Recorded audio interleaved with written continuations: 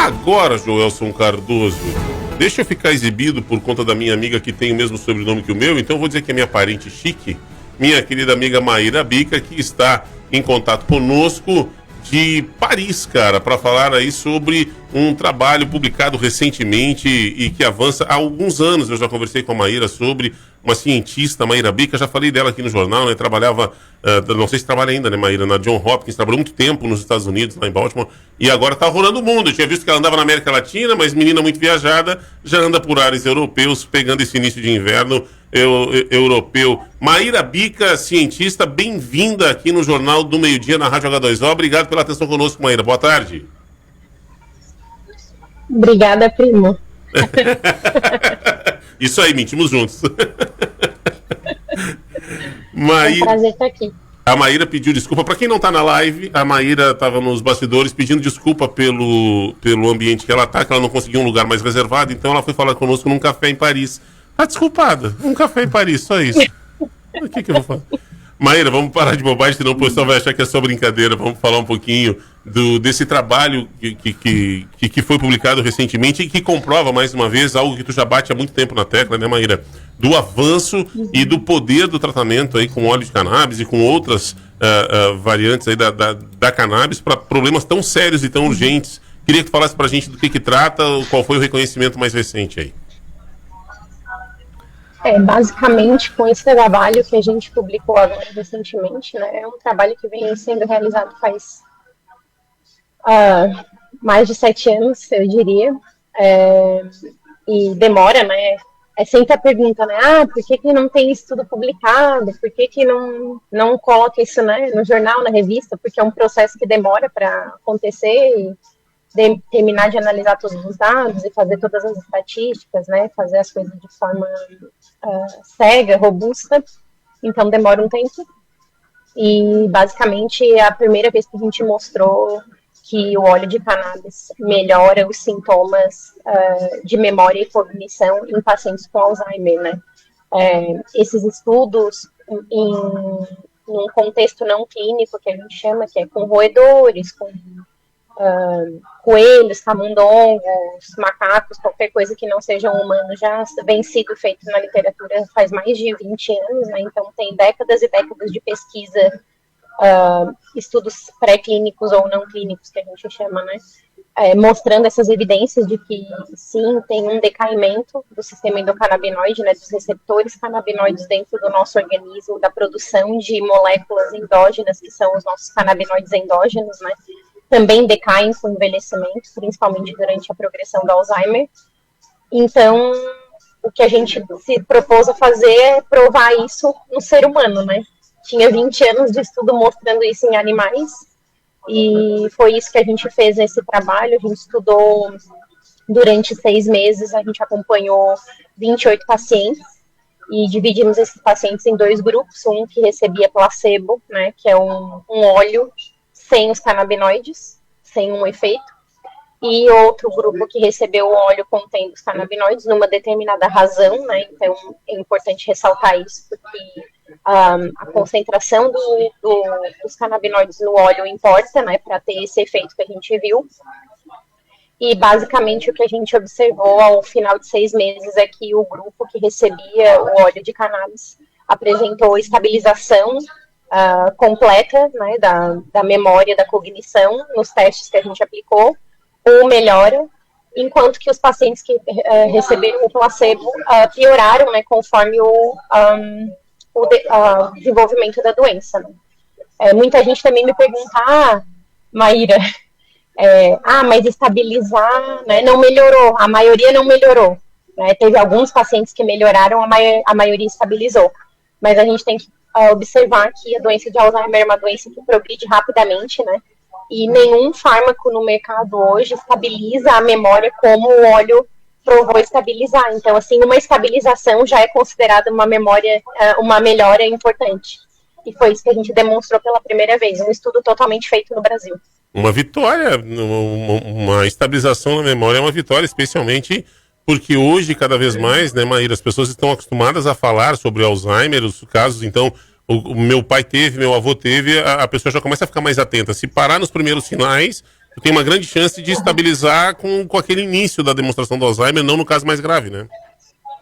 Exatamente. E no nosso grupo, a gente não fez distinção, né, no nosso estudo, no nosso ensaio clínico, nós não fizemos distinção entre os estadiamentos da doença, né? O que quer dizer que no grupo de 14 pacientes que receberam o óleo, nós tínhamos pacientes com o Alzheimer leve, né, que é considerado o estágio inicial, o Alzheimer moderado, que seria a fase mais mediana, e o Alzheimer severo, que seria já os estágios mais avançados.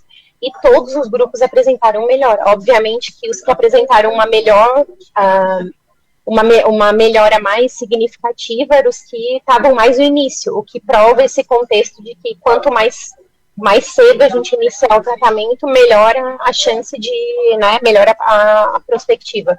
Um detalhe importante que tu falou, que todos apresentaram algum sinal ou de melhora ou de estabilização. Não teve, dos que receberam o óleo, não teve avanço na perda de memória. Não teve avanço, né? nem efeito adverso significativo, né? O que é também uma grande vitória em relação aos outros medicamentos disponíveis no mercado.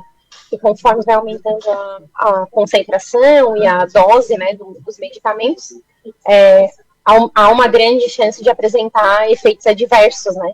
E os efeitos adversos que a gente viu com o tratamento do óleo, porque é uma dose baixíssima, né, de canabinoides. Um monte de gente também me pergunta, eu não quero ter o barato, né? Porque associa o barato da maconha, né? E aí só ressaltando que para ter esse efeito high, né? Que se chama esse efeito do barato, precisam uma concentração na ordem de miligramas de THC e CBD, né? Que são as principais moléculas. E a gente usou na ordem de microgramas. Então, assim, 100 vezes, 1000 vezes menor do que a concentração necessária para induzir esse barato. E dessa forma também os efeitos adversos também praticamente inexistentes, né? Porque é realmente uma dose segura. Ô Maíra, e como é que funcionou essa aplicação? Pequenas doses por dia, várias doses por dia? Como é que foi feita essa...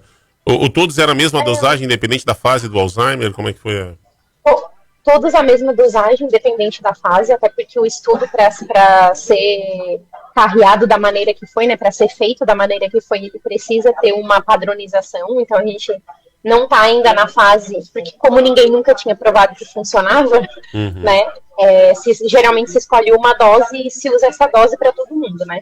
O que não invalida agora os próximos passos de tentar fazer um approach, fazer uma técnica mais individual, né? Que seria a titulação para cada paciente, né? Dependendo do quadro de cada paciente. Mas nessa fase do estudo foi uma dose única, né? Uma dose que foi aplicada para todos os pacientes de forma igual.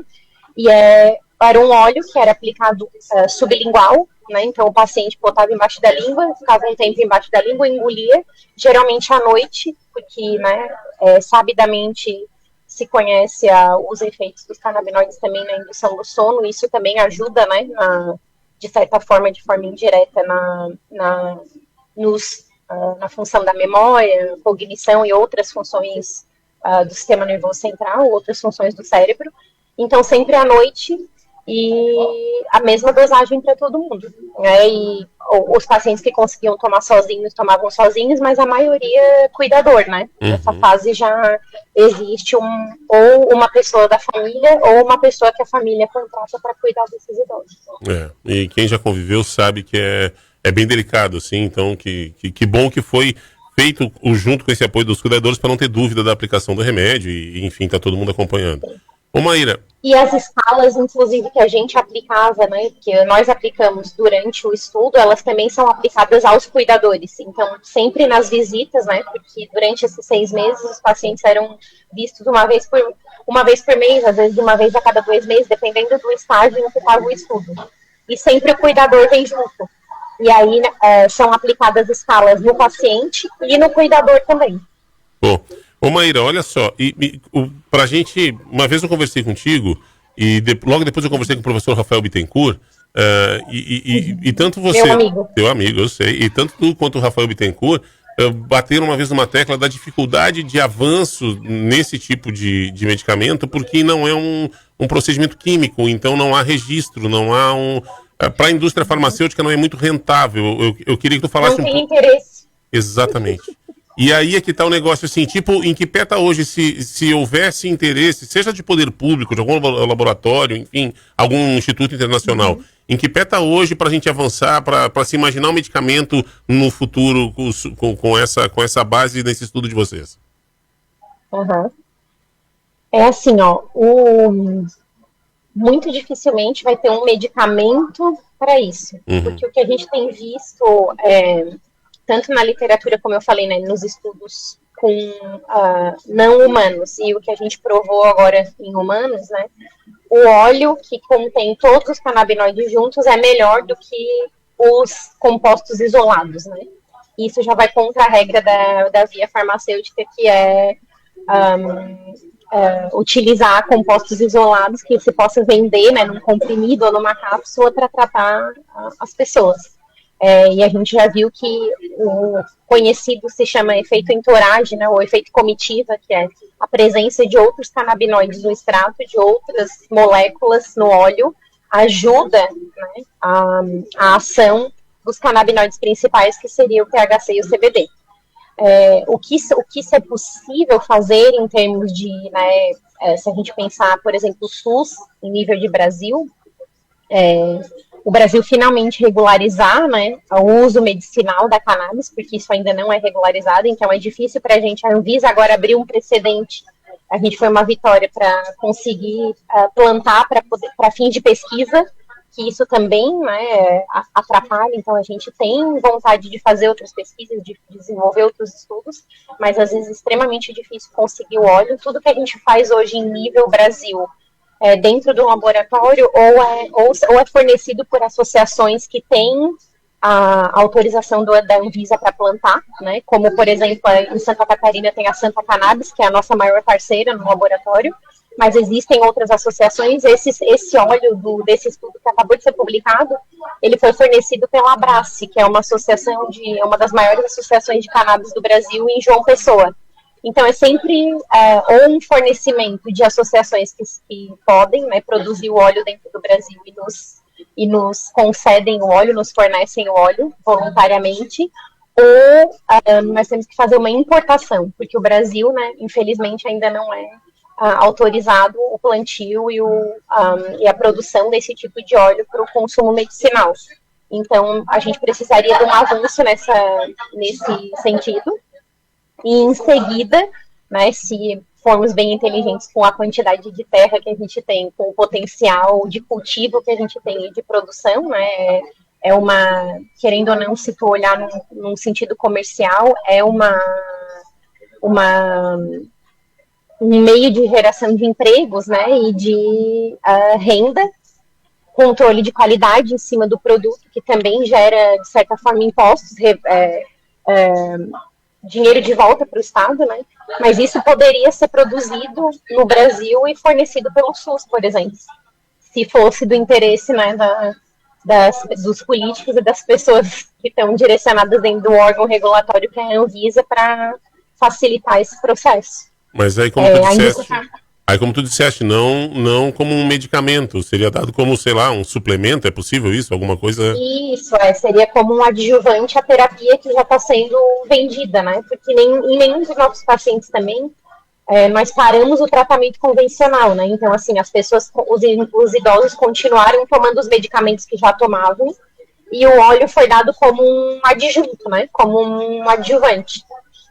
Muito bom, cara. Bom, passo a passo, né, Maíra? Passo a passo. Temos o estudo agora. Sim. E aqui em Santa Catarina foi aprovado também tudo é pressão, né? Não como incentivo prático, né? Mas na prática, mas eu digo como pressão da sociedade. A deputada Paulinha e mais alguns deputados, Joelson, acho que o Marquito estava junto também, conseguiram implantar uma legislação que obriga o Estado a fornecer tratamento dos medicamentos à base de cannabis. Acho que cada vez mais se quebra preconceito, se conscientiza as pessoas da importância desses tratamentos, que sejam medicamentos, ou que nem que você está falando que o óleo não vai cair como medicamento, mas que que é um tratamento à base de cannabis e que é tão fundamental e traz uma revolução, uma nova compreensão sobre isso. E está só no início, né, Maíra? Porque se tivesse mais apoio, mais investimento, vocês poderiam estar em outro estágio já, né, cara?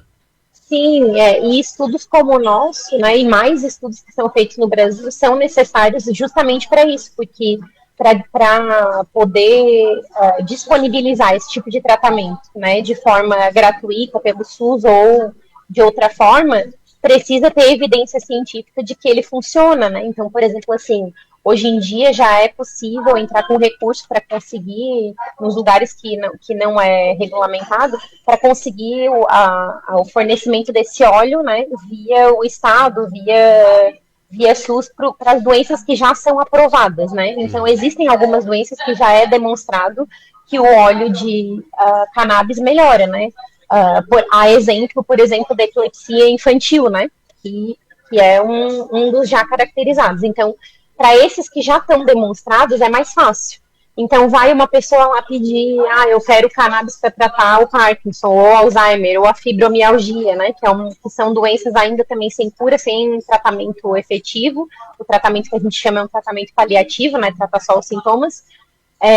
A primeira coisa que o Estado vai ordenar, pedir, é uma prova de que isso funciona, né?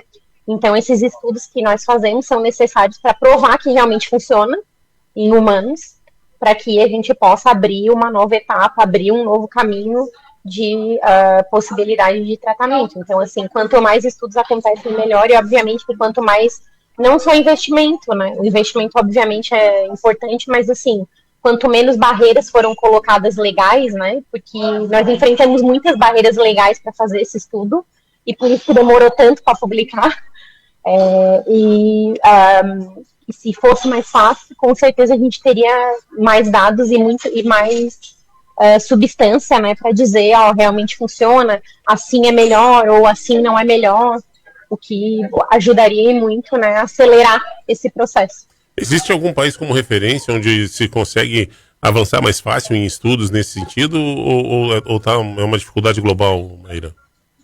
Olha, eu vou te dar um exemplo bem simples e a gente está fazendo, inclusive, parceria, é o Paraguai, né? O Paraguai, que é um país, em comparação ao Brasil, minusculamente em território, né? Em potência de plantio, em potência de PIB, né? Nem se compara ao Brasil, mas no Paraguai já é permitido, então é legal vender não só maconha medicinal, mas também, né, a cannabis para uso recreativo em alguns lugares. Então, assim, isso facilita muito, porque é possível ter clínicas, por exemplo, de tratamento para esses idosos, né? Acompanhar essas pessoas com mais frequência, ter médicos que prescrevem, né, cannabis, porque isso também é uma limitação no Brasil.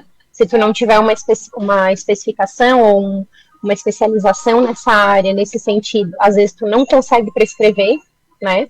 E existe também, claro, o medo, né, do médico prescrever um medicamento que ainda não está, ou um adjunto que ainda não está totalmente provado que funciona. E aí, querendo ou não, se deu bom é ótimo, né? Mas se dá ruim, daí a culpa é do médico, né? Que forneceu ou que prescreveu uma coisa que não está regulamentada. Então, tem todos os vieses éticos também, né? Que nós temos que pensar.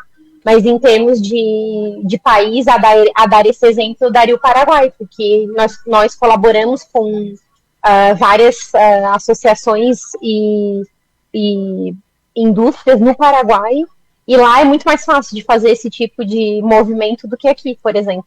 Tomara que aqui... Aqui que eu digo no Brasil, né? Não em Paris. Que nojo.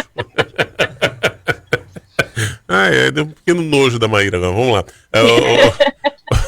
Ô Maíra, mas é bacana se o poder público brasileiro, se houver lucidez, né, que evolua rápido para evitar que mais um ramo de estudo acabe saindo do Brasil, porque vocês têm um grupo bom de estudos aqui no Brasil, um grupo que está evoluindo muito bacana e que troca muita informação, né, cara?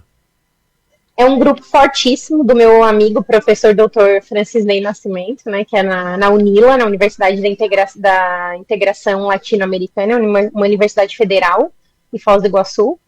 E nós temos quase 40 pessoas no laboratório trabalhando com isso no momento, né? Então, um grupo fortíssimo, e eu voltei dos Estados Unidos por causa disso, para me juntar a eles nessa empreitada, nesses projetos que estão acontecendo agora no laboratório, e a gente espera fazer progredir cada vez mais, né? Nós não estudamos só o Alzheimer, nós também estudamos Parkinson, nós também estudamos fibromialgia, nós também estudamos dermatite atópica, psoríase. Então, a cannabis no tratamento no tratamento de doenças nesse contexto de caráter inflamatório, crônico, e que não tem nenhum tratamento que seria um tratamento que a gente diria eficaz, né?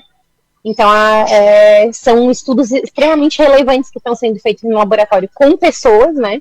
Então, estudos, de novo, reforçar, estudos clínicos que não são em animais e que são necessários para que a gente prove que, de fato, a cannabis pode ser um futuro tratamento para essas doenças, né? Maíra, olha só, a gente tem algum pessoal participando com a gente perguntando se já existe como usuário aqui comum na ponta aqui ter acesso a esse óleo de cannabis para utilização. Sim, as pessoas que conseguem comprar, né? Comprar fora do Brasil, porque fora do Brasil é possível de se comprar em alguns países, em alguns lugares. A exemplo, por exemplo, que eu dei do Paraguai, é possível comprar o óleo, né? O que seria mais difícil encontrar um lugar que faça, né, ou que produza o óleo nessa exata razão, né? Porque cada doença tem vamos dizer assim, cada doença tem uma fórmula, né? Uhum. Todos eles são óleos, todas as doenças são tratadas com óleo de cannabis, mas algumas são full spectrum, outras são broad spectrum, umas têm mais CBD, outras têm mais THC. A gente sabe que as doenças precisam de mais ou menos THC ou CBD, e a dificuldade é de encontrar nesses lugares que comercializam um óleo que tenha exatamente essa constituição, né? Que tenha os componentes nessa maneira que tem que ser para tratar a doença em questão. Mas aqui no Brasil ainda não tem como, ele teria que partir em busca de uma compra internacional aí, outra orientação, então, né? No Brasil seria via essas associações que eu mencionei anteriormente, né? Seria possível de entrar em contato com essas associações de repente para ver, né? Porque tem algumas associações também em São Paulo, no Rio, que fornecem, né? Que trabalham para fornecer gratuitamente para determinadas pessoas, mas aí, obviamente, que passa por um processo de avaliação, tem que, né, mandar os laudos diagnósticos e todo esse fazer todo esse movimento, né, dentro. Eu não sei exatamente como funciona, mas essa seria uma oportunidade. E eu sei, por exemplo, que em alguns desses lugares que no Brasil vende, né, o óleo, esses são óleos ricos em CBD, que é o único, né, a única molécula autorizada, né, para ser vendida dentro do país perfeito. Pela Anvisa. Porque o THC é o que dá o barato, aí, por exemplo, exatamente, porque o THC é a molécula que tem um efeito psicoativo, né? Que é a molécula que dá o barato. Então, infelizmente, essa é a nossa, como é que eu vou dizer? Essa é a nossa limitação. Porque a maior parte das doenças precisa de um determinado nível de THC para ter o efeito. Eu fico imaginando, de verdade, assim, a raiva da Maíra e desse grupo. Porque, tipo, tu tem o conhecimento, cara, tá provado, mas a legislação não permite, e aí quando tu bota isso pra discutir na internet, entra um monte de abobado que vai querer chamar de maconheiro, que vai, sabe, é só... cara, então assim, eu tenho que tirar o chapéu pra vocês por persistência, por dedicação, por essa paixão que move vocês nessa pesquisa, nessa busca, Maíra, que estão nos presenteando com resultados incríveis, e que todos daqui a pouco vamos poder ter acesso a isso, né? Vai saber quem é que vai o próximo a desenvolver, seja o Alzheimer, seja a fibromialgia, seja, enfim, problemas de dores crônicas, para tanta coisa que serve, né? E que a gente sabe que dá resultado. E vocês não esmorecem, e isso nos encanta e nos apaixona, cara. Obrigado mesmo por isso, Maíra, por essa dedicação de vocês. E por essa gentileza de estar aí mal numa espelunca de um café de Paris, mas parou para falar com a gente gentilmente, mesmo nesse ambiente horrível aí, que deve estar cheirando mal. Então, enfim, Maíra, obrigado pela gentileza, Deus te abençoe. Quero muito voltar a conversar contigo, a gente fazer umas doses menores aqui. Já tem pessoal me perguntando por que tu saiu de Baltimore, tu já falou que foi para voltar aqui, né, para trabalhar agora com a Universidade Federal. Eu vim só eu vim só por causa do Francis Ney. Eu falo isso pra ele, que ele é um homem de muita sorte, porque ele me pegou no meu pé por 3 anos pra eu voltar, e eu finalmente decidi voltar temporariamente, né? Muito provavelmente vou voltar para os Estados Unidos em algum ponto, porque mantenho ainda o meu vínculo lá. Mas em vista dessa publicação e desses resultados tão maravilhosos, a gente já começou outros 3 projetos no laboratório, né? Então fica difícil assim sair, abandonar tudo e ver que as coisas estão realmente andando, né? E isso nos dá muita felicidade. Com essa coisa em mente de o nosso objetivo é ajudar as pessoas, né? Sempre foi esse. O nosso objetivo não é tratar rato, nosso objetivo é tratar gente. Então eu tô feliz por estar aqui. Muito obrigada pela oportunidade. Maíra, a gente que agradece, obrigado mesmo, um beijo grande aí, saúde, sucesso. Não sei se tu tá de férias em Paris, o que tu tá fazendo aí, já que tu trabalha aqui agora? Recentemente eu aprendi uma palavra em inglês que chama workation, que é work/vacation, que é eu tô trabalhando, mas eu tô de férias. Parabéns. E daí eu tô aqui até janeiro, mas eu tô trabalhando, mas de vez em quando eu tô passeando, e aí por aí vai. Mas quando eu voltar em janeiro, a gente se encontra em Laguna e bate mais um papo. Com certeza, e aí eu adoro trabalhar com a Maíra, né, porque eu trabalho numa entrevista e ela, assim, nos ensina sempre muito. Maíra, parabéns, obrigado por manter o pé no chão, por manter o pé na terrinha, apaixonada por Laguna sempre e por a gentileza da coisa. Deus te abençoe aí, boa viagem e até mais. Um beijo pra todo mundo. Beijão grande, tá aí. Opa, botei a tela errada até aqui, me emocionei, agora voltou. Muito bem, Maíra Bica, cientista que está na ponta da lança, que está trazendo muita coisa bacana para a gente, direto de Paris, falando sobre a importância da divulgação desse estudo, da publicação desse estudo. Joelson, quanto se avançou? Tomara que alguma autoridade lúcida consiga trazer esse avanço para a gente, né, o quanto antes, fazer isso andar, como por exemplo já está andando no Paraguai. Tem exemplo aqui do lado, gente, não precisa nem inventar a roda, vai ali ver como é que é feito e traz para cá.